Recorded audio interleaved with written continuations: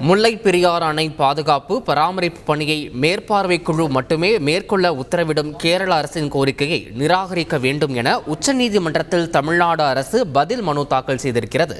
மேலும் இது தொடர்பான கூடுதல் விவரங்களை எமது செய்தியாளர் வெங்கடேசன் வழங்கிட கேட்கலாம். வெங்கடேசன் வணக்கம். இதன் பின்னணி என்ன வெங்கடேசன்? குறிப்பா அந்த தமிழ்நாடு அரசினுடைய பதில் மனுவில் என்னென்ன விஷயங்கள் எல்லாம் குறிப்பிடப்பட்டிருக்கிறது? முழு விவரங்களை சொல்லுங்க. வணக்கம். முல்லை பெரியாறு அணை பாதுகாப்பு பராமரிப்பு பணியை மேற்பார்வை குழு மட்டுமே மேற்கொள்ள உத்தரவிடக் கோரி கேரளத்தைச் சேர்ந்த ஜோசப் உள்ளிட்டோர் தாக்கல் செய்த மனுக்களை உச்சநீதிமன்றம் விசாரித்து வருகிறது.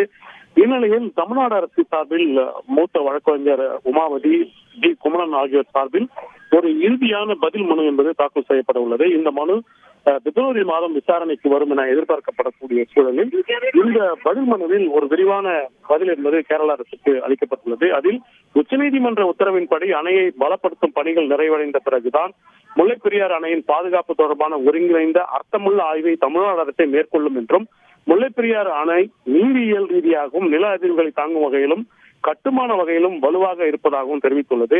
மேலும் இந்த முல்லை பெரியாறு அணை பாதுகாப்பு பராமரிப்பு பணியை மேற்பார்வை குழு மட்டுமே மேற்கொள்ள உத்தரவிடும் கேரள அரசின் கோரிக்கையை நிராகரிக்க வேண்டும் என்றும் அந்த பதில் மனுவில் தெரிவிக்கப்பட்டுள்ளது.